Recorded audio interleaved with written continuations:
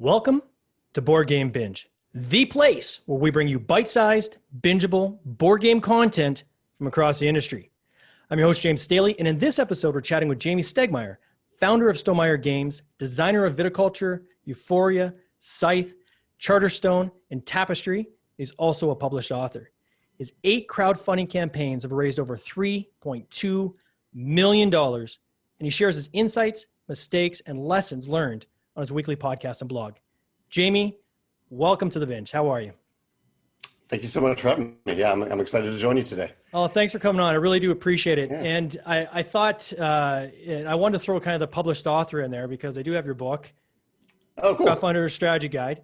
Nice. And I just want to say off the hop, anybody watching, anybody listening, if you have yet to do a Kickstarter campaign, or maybe you have done one, a small one, and you're looking to kind of take it to the next level, you got to read this book. I mean, I know that on your website, you go through very liberally all your learnings and you're very transparent on what you've learned at every step along the way. But this book I found was really good at kind of encapsulating kind of the whole process from start to end. And I know for myself, having run Kickstarter campaigns, I still was learning stuff reading this book. So a great read. Definitely well written too. And I know in reading the book, you talk a little bit about fiction. I guess you've done some fiction work in the past, right? Just for fun, yeah, just as a hobby. Yeah, I'm not, I have a few published short stories, but no published novels or anything like that yet. Well, it certainly comes through in the writing. I mean, it's an easy read. It's very story-based as you go through with lots of examples, and it was just awesome. Lots of meat on the bone. I think that's a great segue kind of into the first thing I want to get into is you published this in 2015. And right. I believe 2015 is when your last Kickstarter campaign was, before you guys went and started kind of doing your publishing direct. Reflecting back on that, is there anything now kind of looking at the industry, which is rapidly evolving, and 5 years is an immense amount of time in the technology world. Yeah. Is there anything where you look back and you say, gosh, now through today's lens, I think I would state that differently, or maybe that lesson should be positioned a different way, or maybe it's not even relevant? Yeah, that's a great question. And every now and then I go back and look at the book to see, is this still relevant? Do I need to make a revised version? Do I need to add to certain chapters, things like that? Yeah. And I am continually surprised by how the core principles in the book still apply today. Yeah. A lot of them are not even very specific about, structure your rewards exactly like this, and this. There are some things like that in the book, but a lot of it's core principles, like put your backers first. If you put your backers first, a lot of good things can happen, can emerge from that. So those core principles, I think, are largely the same. There may be little things that have changed over time. Like I think the $1 reward level, which I'm pretty sure I advocate that in the book. Yeah. I don't think that's quite as important now. Because Kickstarter has changed the structure, the format of their reward sidebar. But sure. Overall, yeah, I think it's anything that you noticed that jumped out that you were like, maybe this isn't as true today in 2020 as it was in 2015. Hey, this is your interview, not my interview, man. No, you know what? I thought what I really honed in on, quite frankly, was the Amazon fulfillment. I have in my own personal business, which is not game related, but we do have Amazon stores in 3 different countries. And my most recent campaign I did, which is a small one, and for people listening to the podcast know that I did a card game kind of in honor to my 102-year-old grandmother. And so the number of backers we had wasn't massive. We shipped out about 250 games. Most of those were in Canada, and in the States. But shipping from Canada, I found that you lose tracking abilities as soon as you cross the border. Having read this after my fulfillment, retrospect, I wish I could have reversed time because I probably would have put this through my Fulfilled by Amazon, and I would have had that tracking capabilities. So I thought that was pretty interesting. But no, I think you're right. It's about the backer, it's about the audience, it's about building that following, right? And I think a lot of trap that especially new Kickstarters get into is they kind of see these big numbers, right? And they'll say, oh, it's a simple card game. They did $500,000. Well, wow, I should be able to do, even 25% of that, with my campaign, not understanding that maybe some of these were coming from IP that's already out there. So maybe there's a YouTube channel that has, 1.2 million followers, or maybe it's a comic book that's been going for 10 years, and they're able to draw on those fans and pull them over to the Kickstarter campaign. So yeah, it might be the first Kickstarter campaign, but it's not kind of the first kick at talking to their consumer, right? So for me, that's what I thought was kind of relevant, but certainly earmarked a lot as I went through. And again, for people who have not necessarily launched a Kickstarter or maybe looking to do it, I found it was a good read. Another thing I know that you really do well, and I haven't got through them all, but on your stonemaiergames.com website, I'll share my screen here for the people who are actually watching live. For the people listening, I encourage you to go to stonemaiergames.com. But it is just riddled with information for publishers or for developers or designers or anybody who's looking at kind of getting into this industry. Like Jamey just breaks down every possible lesson you can think of, using real world examples of things you've gone through. I mean, we interviewed Travis Jones on here a few weeks back on Pendulum, right? Uh-huh. And, and I've also seen on your page here, lessons learned, Pendulum. Here's 4 publishing insights about Pendulum. And this just launched. So I think it's pretty cool that you certainly give back to the community, and you certainly have a focus on, trying to help others. And, I hear this time and time again that in this industry, it's probably the only industry I know where competitors are trying to help competitors, where people are trying to, who know that, this person is competing with me in the marketplace, but they don't view it that way. They view it as, hey, if I can give, I'm going to get, right? The more I can put out there, the more it's going to come back. And so I think you've kind of been one of the trailblazers in that regard. And I want to thank you for that. I think that's awesome. What are some of the things you think about when you write these blogs and you do your weekly podcast? What's kind of your core thought going in? Well, part of it is actually what you just said. I have a lot of random topics that I like to write about, but whenever I'm deciding which topic I'm going to write about, I do 2 blog posts a week. I always try to ask, is this going to add value to anyone other than myself? Because I do gain value myself by writing these entries. Sometimes I poll people, so I'm getting data that I can use for my company. Sometimes I'm just processing an idea or a thought or a mistake that I made. I'm putting it in writing and processing it. So that's helpful for me. But I'm still trying to focus on, is there some takeaway that other creators can benefit from here? And that has really helped. Keeping that frame of reference, I think, has helped the blog itself and help the engagement for the blog and help people participate in it or read it and share it. But it's also helped just the overall philosophy of Stonemaier Games in terms of being audience focused instead of internally focused on what we want to do. We're trying to focus on how we can bring joy to tabletops worldwide. Yeah, there's one thing I noticed that there's a lot of your personality that you put into these, for lack of a better word, and transparency. Like this is who I am, right? And you even talked about that in your book on your conscious decision to move from putting like a logo on your blogs and move to an actual photo, right? Here's a photo of me in my living room, or a photo of me at my desk, and just brings kind of more of that personal touch to some of the stuff that when you're interacting with your fans, which I think is pretty cool. Now, in 2015, you made a pretty big decision. I mean, there's companies out there right now that are what I would classify as successful game companies that are still using the Kickstarter platform, right? So you guys made a decision, we're going to move away from that. So I know that it's covered in some of your blogs, but maybe you can talk a little bit about that decision, why you made that decision, other than being just financially stable at the time. Why? Yeah, and just to clarify the timing there a little bit, because I think it is relevant to the answer. In 2015, the Scythe Kickstarter ended. It did very well on Kickstarter. I think it was around 1.8 million on Kickstarter. I didn't make the decision then to not go back to Kickstarter, because then it was exciting. It was awesome. Okay. I could have kept on going. It was that summer after the fulfillment of Scythe, which was fulfilled early. It was reviewed very well, received very well by backers. Pretty much everything went well on the game. Yeah. And yet it was kind of a dark summer for me and for Stonemaier Games, because there was just a flood of, it was weird. It was we're fulfilling this game early and we're still getting tons of complaints from people about, hey, why I heard that someone in New York got their copy of the game. I'm in California. Why haven't I gotten my copy of the game? And it wasn't just like a few people. It was hundreds of people talking about this. Yeah. That was one factor. There were just other things like that added up, including one fulfillment center in Europe who completely dropped the ball and made me realize just how close we came to losing potentially hundreds of thousands of dollars, because a company that I had trusted and sent a ton of product to barely wrapped these games at all when they shipped them to people throughout Europe. Oh man. So I had this experience with customers who were very excited about the game and were expressing their passion in kind of a weird way. And with a company that had we were putting a lot of trust in this company, it didn't work out. And it could have been any company. That company had done great things for us in the past.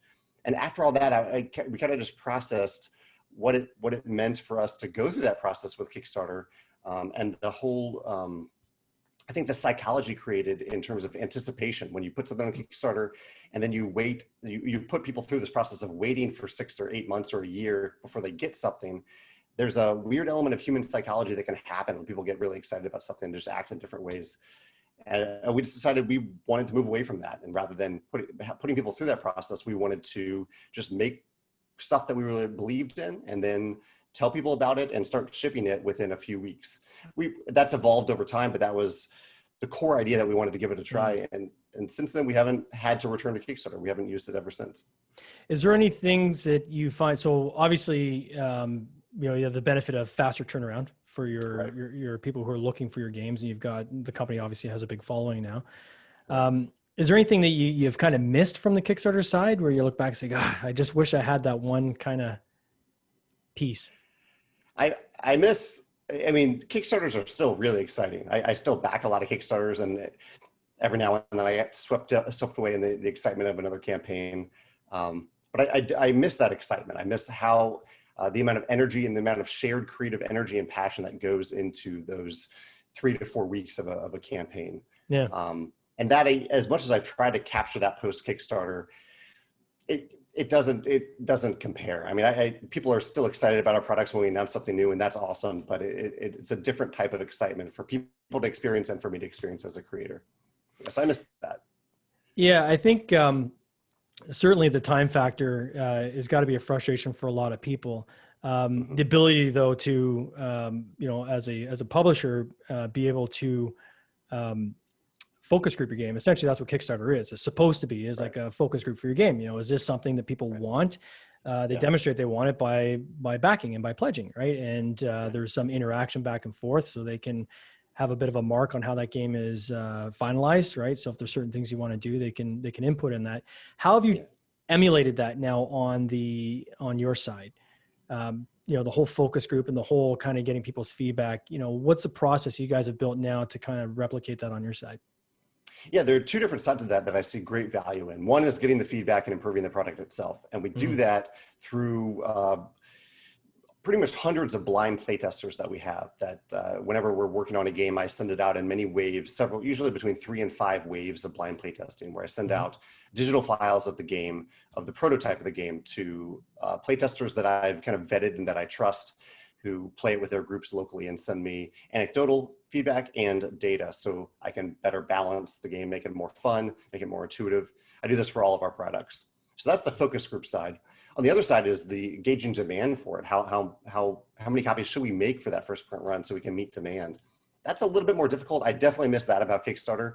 And so we now have a different focus group now of distributors and retailers, where we go to them in advance before production begins, and we say, here's this game that we're going to make. It's a secret right now. You can't talk about it, but we would love to get your feedback about how well you think this is going to do on the market. It's a guessing game for anyone to do that. It's even a guessing game on Kickstarter.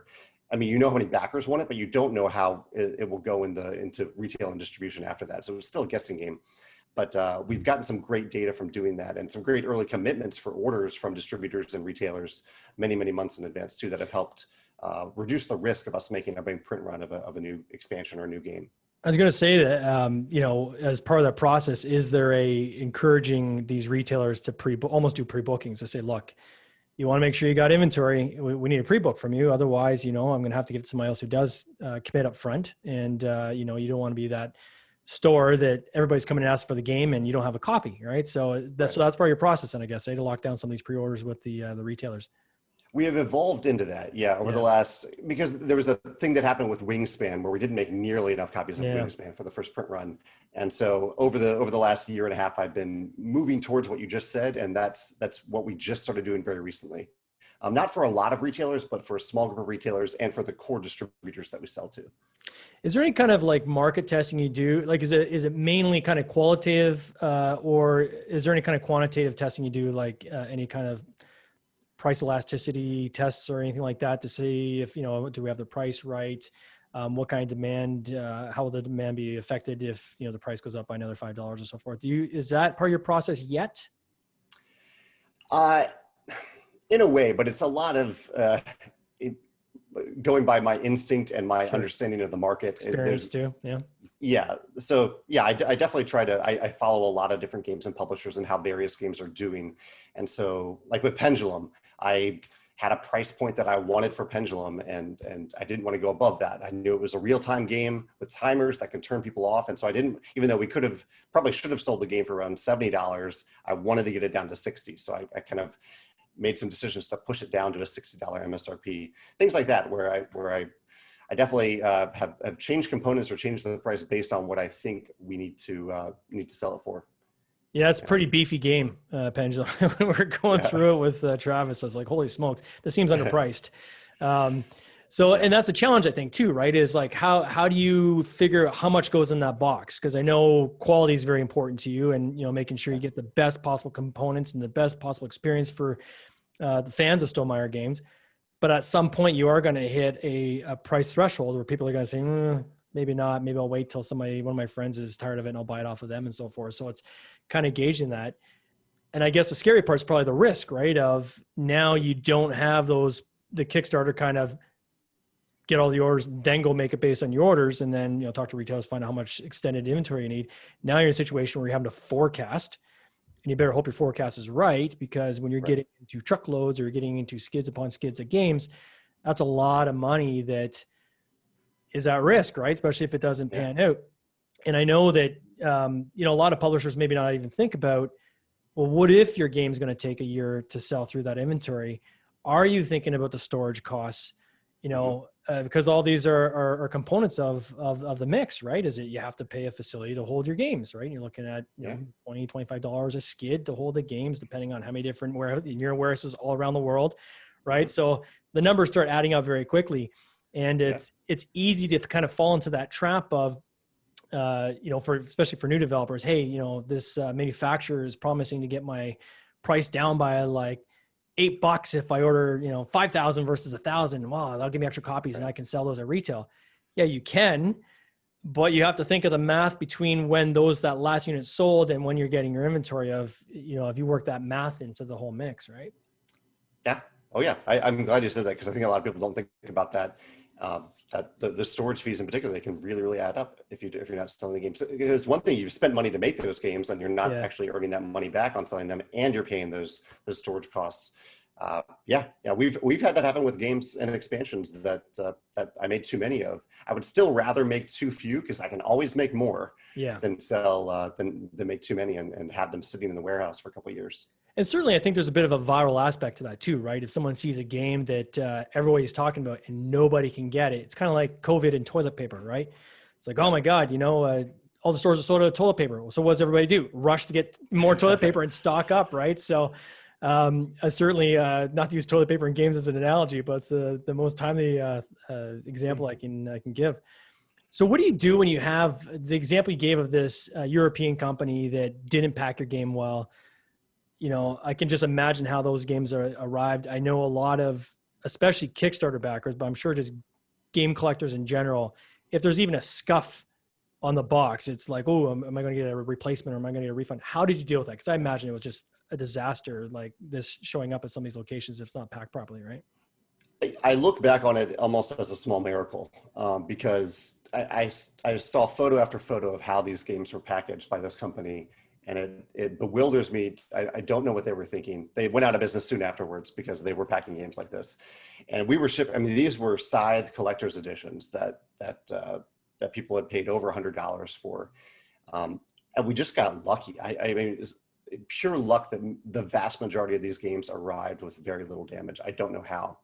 But it also ties back, I think, to what you said about Amazon. Amazon can be good to work with, but I wouldn't ever use Amazon fulfillment for a collector's edition style game, a game where if you get a dented corner, you have to replace that at a rather large expense, because Amazon, their goal is to get the product to you, and they expect you to have it packaged in such a way so that it can't be damaged. So there are other fulfillment centers that have sprung up in the gaming industry in particular, to deliver games in ways that are pristine, that the corners are perfect and whatnot. It's like the Pet Detective, right? When he's kicking the package all the way down the hall to get to the and you get it. And everybody's received packages like that from Amazon, where you're like, what the heck happened here? Like they play football with this package. We've got a bunch of people in the lobby, watching the interview. One question that came in from Mike Bruner. He said, most game designers going the Kickstarter route are trying to spread the word everywhere they can. And you seem to keep things much more quiet, and then you go public when your game information is kind of on a very specific timeline and a kind of a very specific pace. Is that something you recommend to other designers, or is this just something that works for you guys? I think for new designers, I think it's very important to talk about the game early and often and everywhere. Not in a pushy way, but just put it out there. Don't try to hide it. Don't try to protect it. Just share it. Get it out there. Get people talking about it if they want to talk about it. I think my company is at a very different place at this point than the new designer. But for maybe a more established company, if it's your fourth game, your fifth game, I think the psychology of anticipation comes into play there. Where if you announce something really, really early, like we do with Scythe, I announced Scythe and Charterstone probably too early, and I saw the anticipation go in waves. The word hype was used a lot, even though I basically just like shared an image of Scythe. I wasn't saying it was the best thing ever. I was just like, here's the box art. And then over the next 8 months, I got to experience what it looked like to see a lot of people talk about something that I wasn't sharing much more about during that time. And Charterstone took longer to make than I thought. And I was talking about it fairly early with a rough timeline. And then it took much longer than I thought to actually get out there in the world. So for more established companies, I think it's good to remove some of those uncertainties before you start talking about it. Got it. And with your next game, where are you going from here? So I know that you've kind of stated, on your blog and so forth, that your goal is to do 2 games a year, I believe is what your goal was, right? The Pendulum this year, which I think is the only title technically in 2020. What's next on the horizon? What's the next game coming? When is it coming? When can people expect the next Magic from Stonemaier Games? Well, the next Magic will be the Wingspan Oceania expansion based in Australia and New Zealand. It's not a new game, but that is the next product. That'll be in a couple months here in 2020 to end 2020. And then in 2021, we have 2 games planned. One, I could talk about it yet. I'm not going to talk about it yet. I'm really excited about it. This is one that's been in the works for a long, long time. The other one is a game called Rolling Realms. I can talk about that because I've announced that we are going to make a printed version of this. This was a game that I made as a print and play at the beginning of the pandemic, hoping that the pandemic we would figure it out. It would go away after a few months. Obviously, that didn't happen. It was a game that I designed to be played virtually. It's a infinitely scaling roll and write game. Oh, cool. But it ended up catching on and doing pretty well, and people seem to have fun with it. So I'm making a fancy printed version of that to release next year. And the first game that you cannot talk about, is it a game you guys have created, or is this like another developer's game that you've kind of signed up? Yeah, right now we're about balanced half and half. You mentioned the 5 games that I've designed. We published 5 games from other designers. This one is actually a little in between. It's the first new game that I've designed with a co-designer, a full co-designer. I know Alan's name is on the box of a few of the first games, but he was really more of a lead play tester. And so this is one full collaboration with me and another designer that I'm excited about. So when you have really, if you're doing half and half, that means every 2 games a year, there's going to be 1 game that's going to be from another developer, and next year is usually the model. How do you find that 1 game? What's your process to find the game, right? Because that's a big deal than to have just 1 from someone else per year. It depends on the circumstances. The typical way is that we have a submission form on our website where anyone can go on and look at the guidelines, look at what we're looking for in a game. And if their game fits those guidelines, they can submit it to us and we take a look at it. I believe Elizabeth for Wingspan originally filled out that form. That's how we discovered it. But our other games kind of have different stories there. Like Pendulum was we host a design day event here in St. Louis. That's kind of like a proto spiel or an unpub event where people come and play test their games. That's where Pendulum first appeared and we saw it there.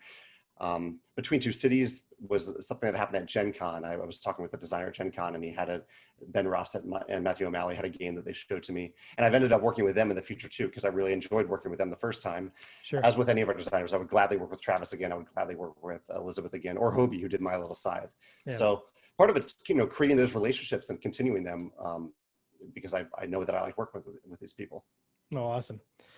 Jamey, that's our half hour. Man, this time goes way too fast. And I know you're a busy dude, so we won't hold you on the line too much longer.